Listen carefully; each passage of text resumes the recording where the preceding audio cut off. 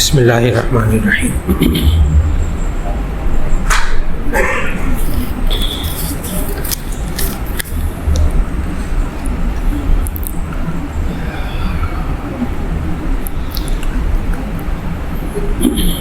ایک صاحب نے سوال پوچھا ہے کہ اکثر نمازی سلام پھیرتے ہی فوراً اپنے سر پر ہاتھ رکھ کر کچھ پڑھنا شروع کر دیتے ہیں اور اپنے سر کو انگلیوں سے اس طریقے سے دباتے ہیں، اور کئی علماء سے سنا ہے ایسی کوئی دعا ثابت نہیں ہے۔ آپ نے استغفر اللہ اور 3 مرتبہ اللہ اکبر پڑھنا ہے، لیکن اسے وہ شاید نہیں پڑھتے۔ جی، اصل میں فرض نماز کے بعد نبی صلی اللہ علیہ وسلم 1 مرتبہ اللہ اکبر کہتے تھے اور 3 مرتبہ استغفر اللہ کہتے تھے۔ تو یہ تو سنت غیر مؤکدہ ہے، پڑھ لیں تو ثواب، نہ پڑھیں تو گناہ نہیں۔ اور جو دایاں ہاتھ سر پہ رکھ کر پڑھتے ہیں، بعض لوگ دباتے ہیں سر کو، بعض نہیں دباتے، وہ اپنی مرضی سے، لیکن یہ کوئی حدیث میں نہیں ہے۔ تو سر پہ ہاتھ رکھ کر کلمات پڑھنا بعض روایات میں آتا ہے، لیکن وہ بھی سنت غیر مؤکدہ، کوئی نہ پڑھے تو کوئی حرج کی بات نہیں، پڑھیں تو ثواب کی بات ہے۔ بعض سر پہ ہاتھ رکھ کے استغفر اللہ پڑھتے ہیں، بعض سبحان اللہ والحمد للہ پڑھتے ہیں۔ تو یہ جائز، لیکن اسے کو فرض واجب نہیں سمجھنا چاہیے۔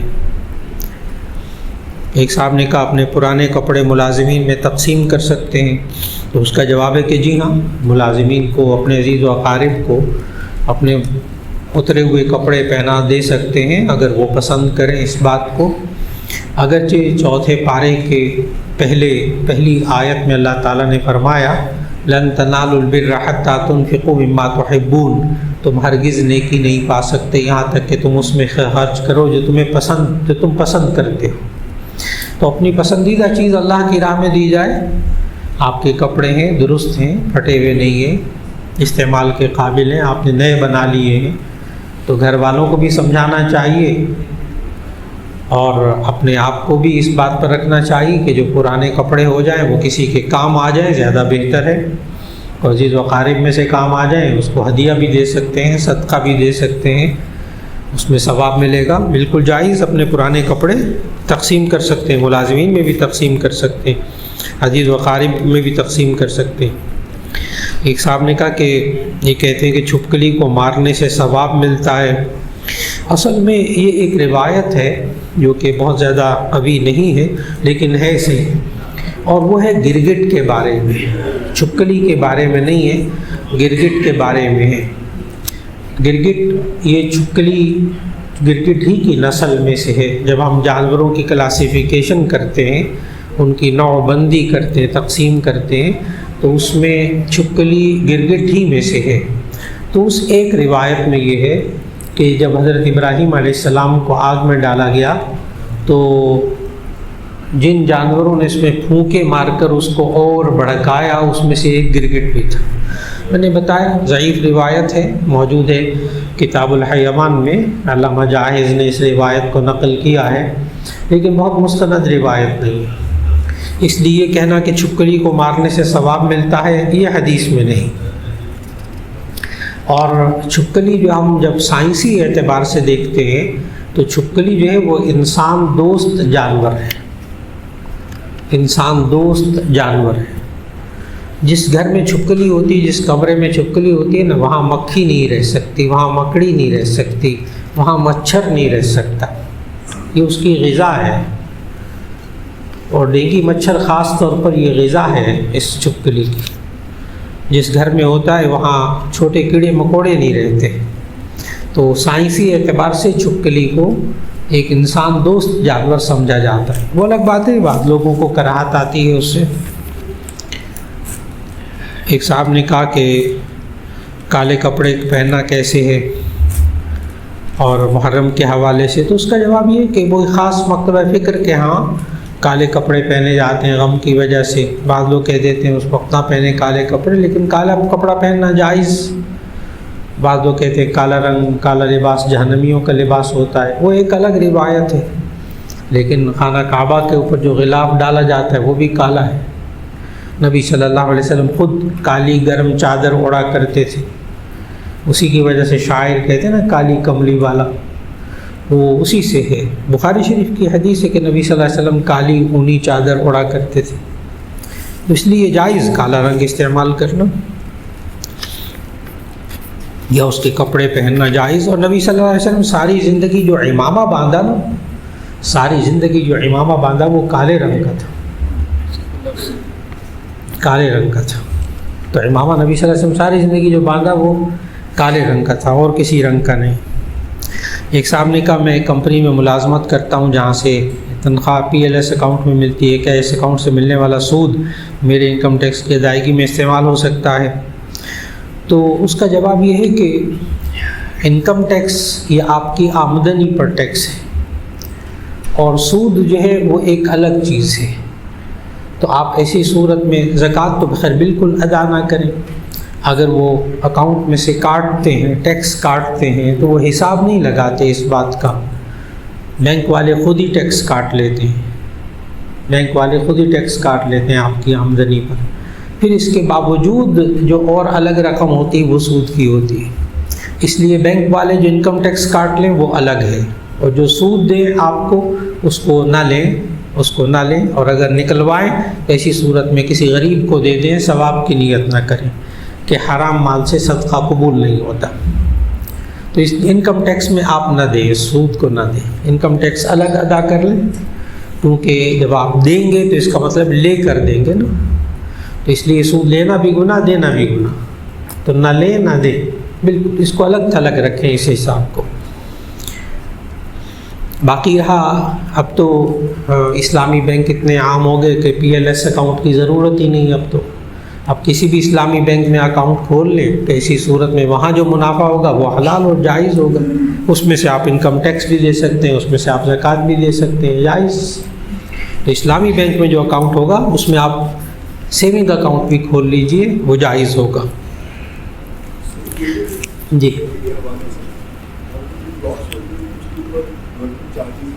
جی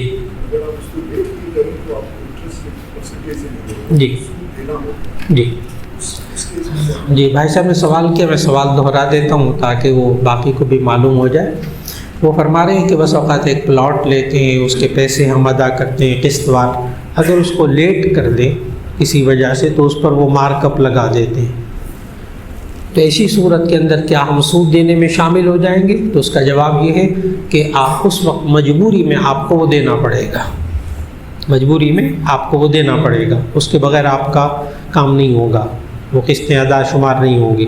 اب سورہ بقرہ کی آیت 173 پڑھ لیجئے، فَمَنِ اضْطُرَّ غَيْرَ بَاغٍ وَلَا عَادٍ فَلَا إِثْمَ عَلَيْهِ۔ جو شخص مجبور ہو جائے، شرعی احکام سے بغاوت کرنے والا نہیں ہے، حد سے آگے بڑھنے والا نہیں ہے، تو اس پر گناہ نہیں ہوگا، رہے گا وہ حرام۔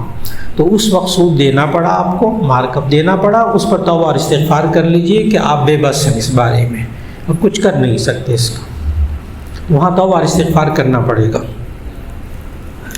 ایک صاحب نے کہا اس وقت قوم کے اکثر لوگوں میں اجتماعی مایوسی ہے، بے روزگاری، مہنگائی، اس کا حل کیا ہے؟ تو اس کا جواب یہ ہے کہ یہ مہنگائی تو قیامت تک ہوتی رہے گی، اور بے روزگاری بھی اسی طرح کبھی ہوگی کبھی نہیں ہوگی۔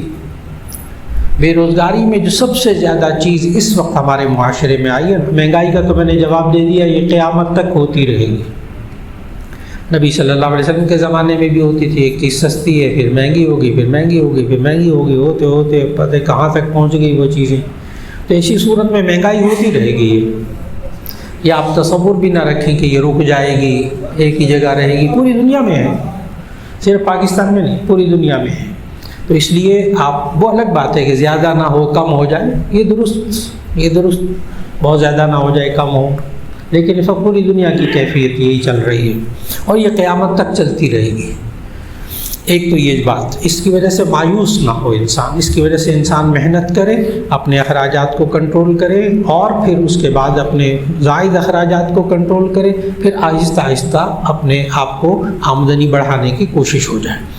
بے روزگاری کا جواب عرض کروں گا، ہمارے معاشرے کے اندر بے روزگاری کی سب سے بڑی وجہ ہمارے نوجوان اور ہمارے کام کرنے والے ساتھیوں کی ملازمت تلاش کرنا ہے اور تجارت کی طرف نہ آنا ہے۔ بے روزگاری کی سب سے بڑی وجہ ہمارے معاشرے میں کام نہ کرنا، تجارت نہیں کرنی، محنت نہیں کرنی، ہمیں ملازمت چاہیے، نوکری چاہیے، یہ والی چیز آج بے روزگاری میں مبتلا کر رہی ہے۔ ورنہ یہ انسان پڑھا لکھا ہو نہ پڑھا لکھا ہو تجارت کی طرف آتا ہے، ہلکے سے چھوٹے سے پیمانے سے شروع کر کے اپنا گزارا چلانے کی کوشش کرے تو کم از کم بے روزگاری کی کیفیت میں نہیں آئے گا۔ بے روزگاری کا جملہ آ رہا ہے ان لوگوں کے لیے جو تجارت نہیں کرنا چاہ رہے، اور تجارت کے لیے بہت بڑے پیسے کی رقم کی ضرورت نہیں ہوتی۔ اس دور میں بھی تجارت 5,000 روپے سے شروع ہو سکتی ہے، یہ بھی میں نے کافی رقم بتا دی۔ یہ انسان ملازمت کی طرف رہتا ہے تو بے روزگاری کی طرف آتا ہے، اور تجارت کی طرف آتا ہے تو ایسی صورت میں پھر بے روزگاری کی طرف نہیں آئے گا۔ یہ جہاں کہیں بھی ہوگا آپ نے انشاءاللہ یہ گزارا چلا سکے گا۔ جی قیامت تک ہوتی رہے گی، لیکن جو ایکسپلائٹیشن ہو رہی ہے، جو ہمارے تاجر حضرات ہیں ایک مال کو لوگ اس کو مہنگا کر لیتے ہیں، اور جو اسلامی ویلفیئر اسٹیٹ کا تصور ہے، اور حضرت عمر فاروق نے کہا تھا کہ قیامت جو ایک کنارے جھکا بھی مر جائے گا اس کا بھی میرے ذمہ ہوگا، اس میں ہمارے حکمرانوں کی کیا ذمہ داری ہوگی، عام انسانوں کی کیا ذمہ داری ہے اس مہنگائی کے حوالے سے؟ جی بھائی صاحب نے سوال کیا کہ آپ نے کہا قیامت تک مہنگائی ہوتی رہے گی، تو یہ جو بے تکی مہنگائی ہے اور ظالمانہ استحصال ہے آج، اس کا کیا حل؟ اور پھر حضرت عمر رضی اللہ تعالیٰ عنہ کے نے قول نقل کیا، تو اس کا جواب یہ ہے کہ جب اسلامی ریاست کے اندر اس کو ویلفیئر اسٹیٹ بنایا جاتا ہے تو اس کے قوانین ایسے بنائے جاتے ہیں، یہ ایک طرف امیر ایک طرف غریب، یہ ان اللہ یبسط الرزق لمن یشاء ویقدر، یہ اللہ کا نظام ہے۔ بے شک اللہ تعالیٰ جس کے لیے چاہتا ہے رزق کشادہ کر دیتا ہے، جس کے لیے چاہتا ہے تنگ کر دیتا ہے، لیکن اتنی تنگی کہ وہ خودکشیوں پر آمادہ ہو جائے اور معاشرے کا کم ترین حالت ہو جائے، بدترین حالت ہو جائے، یہ اسلامی تصور نہیں ہے۔ اسلامی تصور حضرت عمر رضی اللہ تعالیٰ عنہ کے دور میں ہم جب دیکھتے ہیں نا، تو اس میں اصل میں محنت ہوئی تھی نبی صلی اللہ علیہ وسلم کے دور سے۔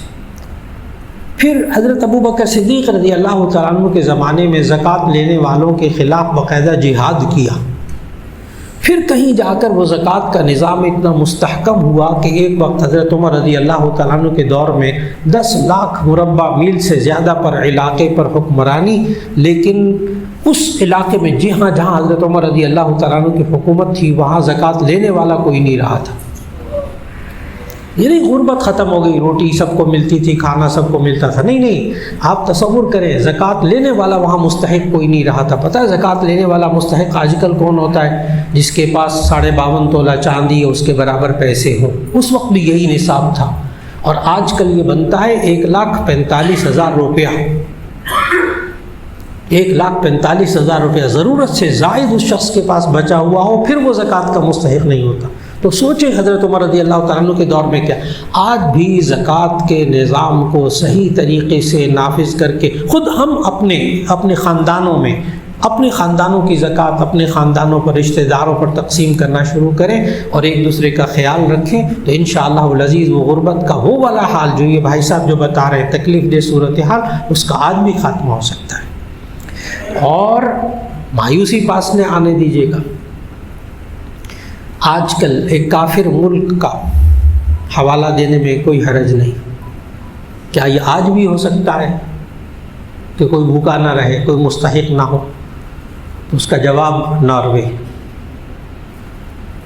کا اس وقت جس کے پاس شناختی کارڈ ہے نا، اس کو آپ زکوٰۃ نہیں دے سکتے اگر وہ مسلمان ہے تو۔ اور انہوں نے اپنی پارلیمنٹ کے اندر لکھا ہوا، خود وہاں ظہر کی نماز پڑھی، وہاں جب جانا ہوا تو پارلیمنٹ کے اندر بیان بھی تھا، تو خاص موضوع تھا وہاں، تو وہاں پارلیمنٹ کے دیوار پر لکھا ہوا نارویجین زبان میں، وہی فالو عمر ویلفیئر لا، ہم حضرت عمر رضی اللہ تعالیٰ عنہ کے ویلفیئر قوانین پر عمل کرتے۔ یعنی آج وہ کافر جو ہے نا ملک، وہ عمل کر کے اپنے ہاتھ سے وہ تکلیف دہ غربت کو ختم کر چکا۔ یہ میں مثال دے رہا ہوں کہ نبی صلی اللہ علیہ وسلم نے کیسے کیا تھا۔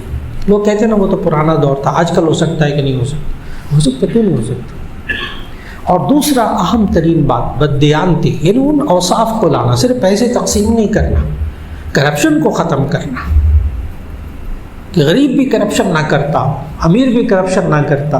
پھر جب میں اس کی مثال دوں گا، یہ بھی ایک سکون کی علامت ہے، یہ بھی مالی طور پر مستحکم ہونے کی ایک نشانی ہوتی ہے. کسی ملک کے اندر سے کرپشن ختم ہو جائے.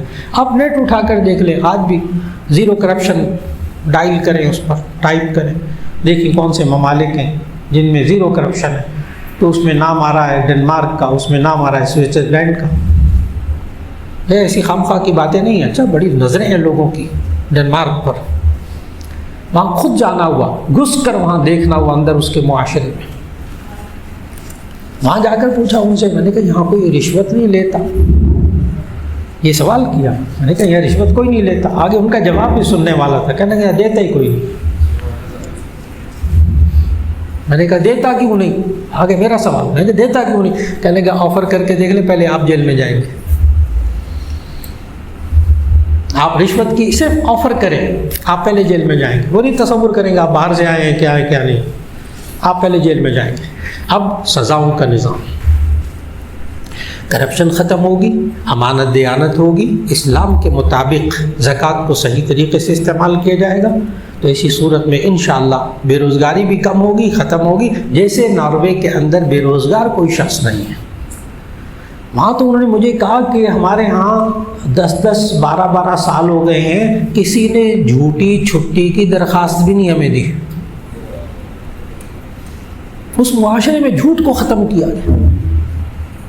یہ ہے وہ چیزیں کہ جن کی وجہ سے جو اسلامی خوبیاں ہیں جو غیر مسلموں نے اپنائیں، ان کی تعریف کرنا مقصود نہیں ہے، نہ ان سے مرعوب ہوں. صرف یہ بتانا ہے کہ جن لوگوں نے، کافر لوگوں نے بھی اگر مسلمانوں قرآن والی خصوصیات اختیار کی ہیں نا، اللہ نے آج وہاں بھی اس معاشرے میں خیر ڈالی ہے.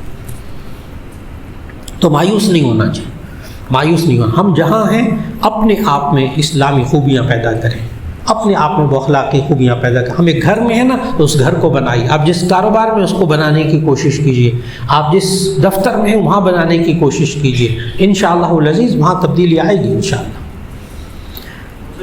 جی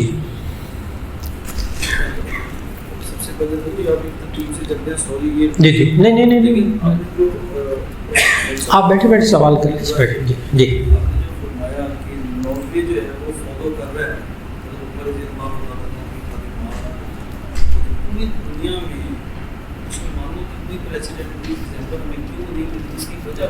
ہاں، اگر یہ سیاسی سوال نہ بنا دوں نا تو پھر میں اس کا جواب فوراً دے دوں.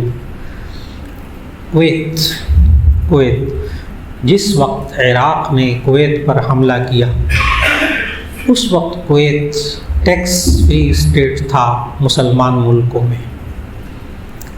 اس وقت لوکل کال فری تھی کویت کے اندر. اور اس وقت کویت ایک ایسا اسلامی ملک تھا کہ جہاں کویتی شناختی کارڈ رکھنے والے کو آپ زکوٰۃ نہیں دے سکتے تھے. یہ وہ حضرات جو کویت میں رہنے والے تھے، جو کویت میں جن کے عزیز و اقارب تھے اس دور میں، وہ اس بات کی تصدیق کریں گے. آج میں کویت کی مثال نہیں دے سک رہا، اور اس کو ختم بھی اسی لیے کیا گیا تھا. اس کی معاشی حالت بہت مستحکم ہو گئی تھی.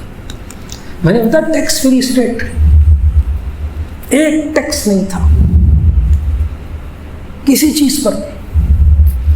اس اسٹیٹ کے اندر انکم ٹیکس بھی نہیں تھا. یہ چپتا تھا اس کو، جس کو چپتا تھا وہ ختم کر دیا، سسٹم کو ختم کیا. یہ کیا مصیبت ہے؟ تو طاقت بن جائے گی، بہت بڑی طاقت بن جائے گی. باتوں کو بہت سمجھنا ہے. آج بھی ممکن ہے جناب، آج بھی ممکن ہے. اور یہ میں بتا دوں، یہ سب کچھ کرنے کے بعد کافر خوش نہیں ہوگا. کافر آپ کو ختم کرنے کی کوشش کرے گا. سورہ فتح کی آخری آیت پڑھیے گا، اللہ نے پہلے سے بتا دیا کہ آپ کوشش کرتے رہیں اپنے آپ کو مضبوط بنانے کی، لیکن کافر نہیں، اس کو ہوگا غصہ آئے گا، اس کو غصے میں بھر جائے گا. آج کافر ان ملکوں سے ناراض ہے جن ملکوں کے اندر سزائیں اس طرح نافذ کی گئی کہ ہاتھ کاٹے گئے، قصر قلم کیے گئے. ٹھیک، آج وہاں چوری نہیں ہو رہی، ڈاکہ نہیں ہو رہا، زنا ختم. آپ کی چیز کو کوئی، آپ بیگ یا پیسے رکھ دیں، آپ کے کوئی پیسے اٹھا کر لے جائے، سوال ہی پیدا نہیں، پڑے ہوئے. آج کافر ملک ناراض ہیں اس ملک سے، ان ملکوں سے جہاں یہ نظام نافذ ہے۔ تو اس لیے اللہ نے سورہ فتح کے آخر میں فرمایا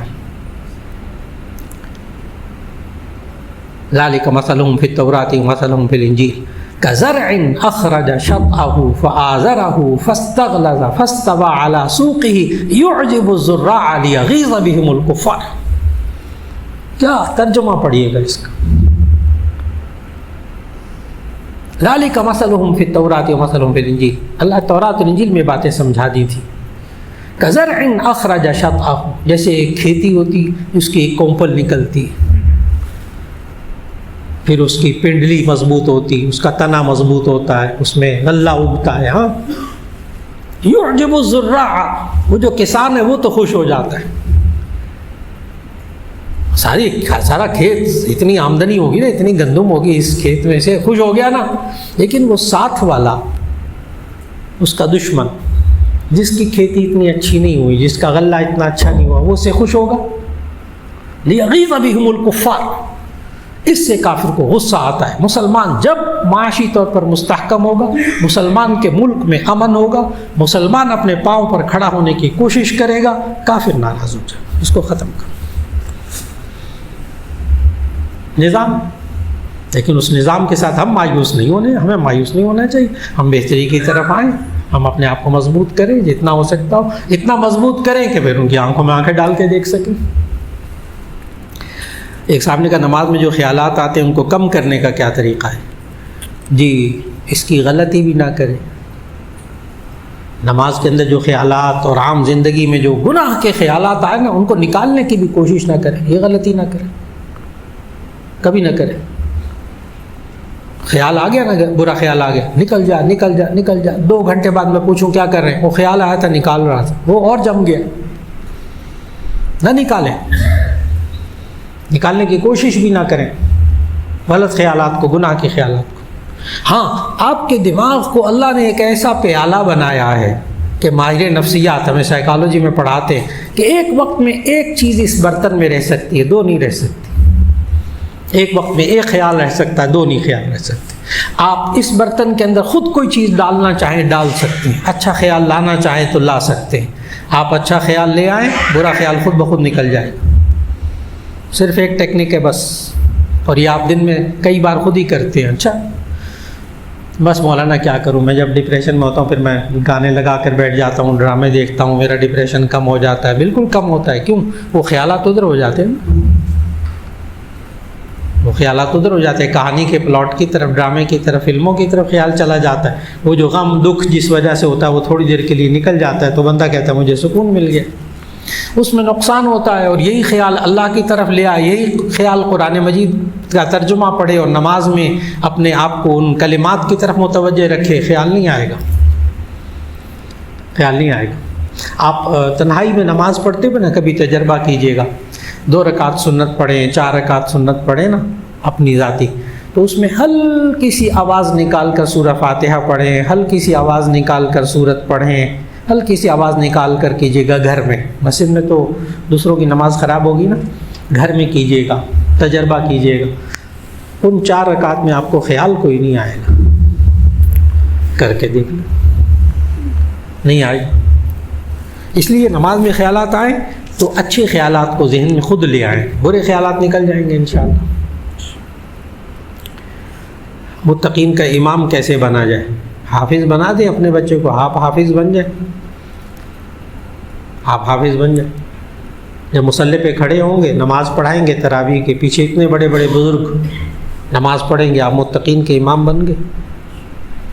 تو متقین کے امام کیسے بنے گا؟ اپنے آپ کو پرہیزگار بناتے بناتے بناتے بناتے پھر جب امام بنیں گے تو واقعی آپ رہنما بن جائیں گے نا انشاءاللہ۔ یہ کہتے ہیں میں مدینہ منورہ میں شہادت حاصل کرنا چاہتا ہوں، جنت البقیع میں دفن ہونا چاہتا ہوں، اس کے لیے دعا کریں، کوئی عمل بھی بتا دیجیے۔ جنت البقیع میں دفن ہونا چاہتے ہیں، اللہ تعالیٰ ان کی اس آرزو کو پورا فرما دے، لیکن یہاں بیٹھ کر دعا تو کر سکتے ہیں، دعا کرتا رہے انسان، اس پر کم از کم اللہ وہ پورا نہیں کرے گا تو ثواب تو دے دے گا نا انشاءاللہ۔ اور نیک اعمال کیجیے، اللہ اور اس کے رسول سے محبت کیجیے، انشاءاللہ العزیز اللہ اس آرزو کو پوری کر دے گا۔ کہتے ہیں دین سے بے پرواہی اور سستی کا علاج بتائیں کہ کس طرح اعمال کی اہمیت اور اعمال کا شوق اور رغبت ہو جائے۔ جی، شوق اور رغبت کے لیے اعمال نہ کیجیے، عمل کیجیے بس۔ سچ بولیے، اچھا سچ بولنے کا شوق بعد میں پیدا کیجیے، پہلے سچ بولیے، نماز پڑھیے، شوق ہو نہ شوق ہو نماز تو پڑھ لے نا، بس شوق بھی پیدا ہو جائے گا۔ وہ جی شوق نہیں ہے، ارے بیکار باتیں ہیں یہ، شوق رغبت جذبہ فلاں ایسی خام خواہ، عمل کیجیے بس، شوق ہو نہ شوق ہو، مزہ آئے نہ آئے نماز تو پڑھ لے نا، پھر مزہ بھی آنے لگ جائے گا۔ قرآن پڑھے تو صحیح نا، تلاوت تو کریں، پھر مزہ بھی آنا شروع ہو جائے گا۔ پھر پہلے مزے لینا شروع کر دیں، ایسے ہم نہیں ملتے مزے، بغیر تلاوت کے کچھ نہیں ملتا، بغیر نماز کے نہیں مزہ نہیں آتا۔ کھانے کھائیں گے تو مزہ آئے گا نا۔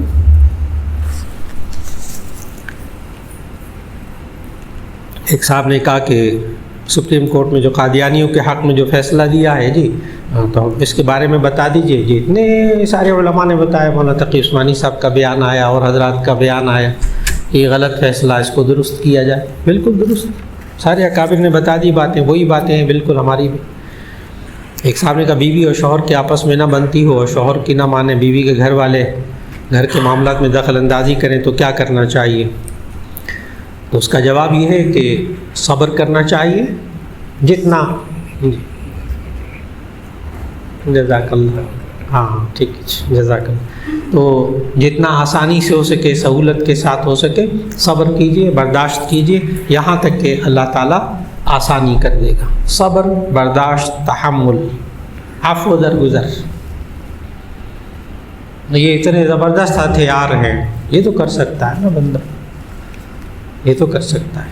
صبر، تحمل، برداشت اور عفو درگزر، اور زندگی گزارے آرام سے، انشاءاللہ بہت فرق پڑے گا انشاءاللہ۔ لیکن ہم جواب میں رد عمل بھی دیں اور باتیں بھی بنائیں اور غصہ بھی کریں، پھر سب کچھ کریں، نہیں پھر نہیں، کچھ نہیں ہو سکتا، پھر مشکل، پھر کوئی علاج نہیں۔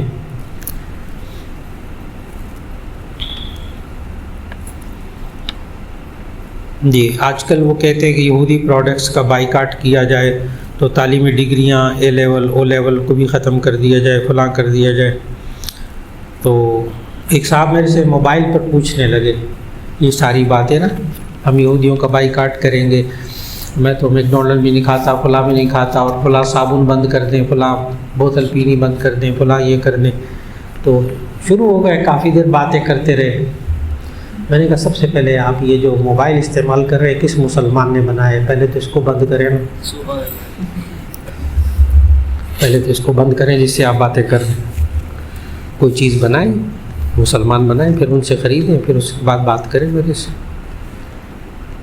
پھر میں نے بتایا ان کو، میں نے کہا میں طویل فہرست بنائی ہوئی ہے کہ ساری غیر مسلموں کی ساری زندگی میں ہمارے کیا فریج اور کیا ایئر کنڈیشن اور کیا فلاں کیا فلاں کیا فلاں سارے، بس لیکن وہ چند ایک چیزوں کو ٹارگٹ کر کے ہمارے معاشرے کے اندر وہ ذہنی بے چینی پیدا کر کے گزارا کرا رہے ہیں۔ ہاں، جہاں براہ راست آ جائے کہ یہودی فنڈنگ ہو رہی ہے وہاں آپ بائیکاٹ کیجیے، وہاں بائیکاٹ کیجیے تاکہ ان کو فائدہ نہ پہنچے، پھر ایمانی قوت دکھائیے۔ تو یہ ایمانی غیرت کا تقاضا ہے کہ جو یہودیوں کی واقعی یہودیوں کی پروڈکٹ ہو ان میں پھر آپ محتاط ہو جائیے۔ ایک صاحب کہتے ہیں والد اور والدہ دونوں کا حج بدل کرنا چاہتا ہوں، رہنمائی کر دیں۔ جو حج بدل کرتا ہے اس کو ثواب ہوتا ہے۔ حج بدل کے لیے نا ایک اصول ذہن میں رکھ لیجئے۔ نمبر 1 کہ جس کی طرف سے آپ حج بدل کر رہے ہیں اس پر حج فرض تھا۔ اگر آپ کے والدین پر حج فرض نہیں ہوا، ساری زندگی اتنا پیسہ نہیں آیا، تو آپ حج بدل نہیں کریں گے، ان کی طرف حج بدل نہیں ہوگا۔ نمبر 2، وہ والدین ہی کا پیسہ ہو جس کی طرف سے بھی آپ حج بدل کر رہے ہیں نا، پیسہ اس کا ہو۔ اگر پیسہ آپ کے پاس آیا اور آپ نے کہا میں ابا جی کی طرف سے ماں کی طرف سے حج بدل کرنا چاہتا ہوں، حج بدل نہیں ہوگا، نفلی۔ حج بدل کے لیے شرط ہے پیسہ بھی اسی کا ہو، اس پر حج فرض ہو۔ وہ خود نہیں کر سکا تو وصیت کر کے گیا، پھر اسی کے ملک سے، اسی کے میقات سے احرام باندھے. تو حج بدل کی کچھ شرائط ہیں، موٹی موٹی شرائط میں نے ذکر کر دی. اگر اب سوال یہ ہے کہ میں نے حج کر لیا، اب میں اپنے والدین کی طرف سے حج کرنا چاہتا ہوں، جی اب کر لیں. والدین کی طرف سے حج کر لیں، ثواب ان کو مل جائے گا. حج بدل اس کو نہیں کہیں گے. آپ ثواب پہنچانا چاہتے ہیں، ثواب پہنچا دیں، اس کے لیے آپ کر لیں، کسی کو پیسے دے دیں، لیکن آپ حج پہلے اپنا فرض ادا کر لیں، پھر اس کو بعد آپ پر حج فرض نہیں ہوگا. اب ماں باپ کی طرف سے حج کروانا چاہتے ہیں تو کسی کو کروا دیں، جو پہلے حج کر چکا ہو، نہ بھی کر چکا ہو. جس نے حج نہیں کیا نا، اس کو ماں باپ کی طرف سے نا ثواب پہنچانے کے لیے کہیں آپ حج کر لیں، فرض حج آپ کا ہو جائے گا، ان کی نیت ثواب کی بھی کر لیں. ان کی نفلی حج میں بھی آپ ثواب کی نیت کر سکتے ہیں، لیکن فرض حج کسی کا کروا دیں، اس کا ثواب یقیناً پھر کہہ دیں کہ جی میں نے حج فرض اس کا کروا دیا تھا ادا، اللہ تعالیٰ اس کا ثواب بھی عطا فرمائے گا انشاءاللہ. ایک صاحب کہتے ہیں غیبت، چغلی، بدگمانی، جھوٹ پر دین اسلامی کے مطابق رہنمائی فرمائیں، کیا یہ گناہ کبیرہ ہیں؟ جی ہاں، غیبت، چغلی، بدگمانی، جھوٹ، اس پر میرے پورے جمعے ہوئے. غیبت کہتے ہیں کسی کی غیر موجودگی میں اس کی برائی بیان کرنا، جو اس کے اندر ہو، یہ غیبت. نہ ہو بہتان، تہمت. چغل خوری، ادھر کی بات ادھر پہنچانا تاکہ دونوں میں لڑائی ہو جائے، گناہ کبیرہ. جھوٹ گناہ کبیرہ.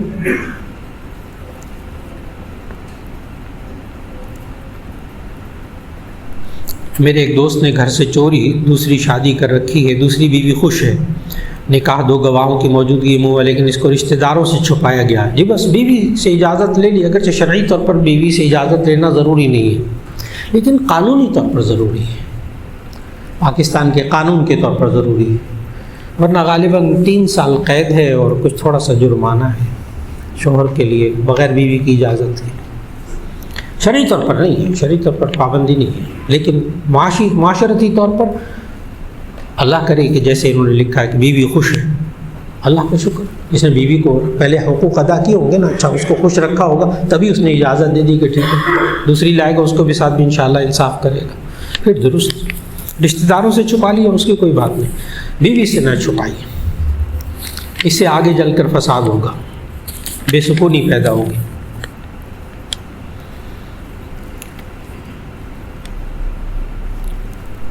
اچھا جی، ایک صاحب نے کہا کہ میری فیملی کے ایک صاحب کا 20 سال پہلے انتقال ہوا تھا، ان کو لاہور ماڈل ٹاؤن والے قبرستان میں دفن کیا گیا. ان کا تعلق چکوال سے ہے. اب اس قبرستان میں جگہ خراب ہو گئی ہے. اس کا سوال جواب پہلے دے چکا ہوں میں جمعے میں، لیکن امانت کے طور پر لاہور میں نہیں دفنایا تھا. کیا ان کی میت کو نکال کر چکوال میں دفنایا جا سکتا ہے؟ تو اس کا جواب ہے کہ نہیں. اب جو یہ کام کرے گا اسے گناہ کبیرہ ہوگا، وہیں رہنے دیں. چاہے حالات خراب ہیں کہ کیا قبرستان میں پانی آ گیا، فلاں آ گیا، یہ آ گیا، وہ آ گیا، قبر بیٹھ گئی، اس کو ٹھیک کرتے ہیں تھوڑا بہت بس، لیکن میت کو اب منتقل نہ کریں. یہ اب گناہ ہوگا منتقل کرنے والوں کو. میت کو تو کوئی قصور نہیں. اب کہتے ہیں میزان بینک میں سیونگ اکاؤنٹ کھول سکتے ہیں. جی ہاں بالکل کھول سکتے ہیں. میزان بینک میں یہ اسلامی ہے، اب اس پر علماء نگرانی کر رہے ہیں. یہ سود نہیں ہوگا، اس کا منافع انشاءاللہ.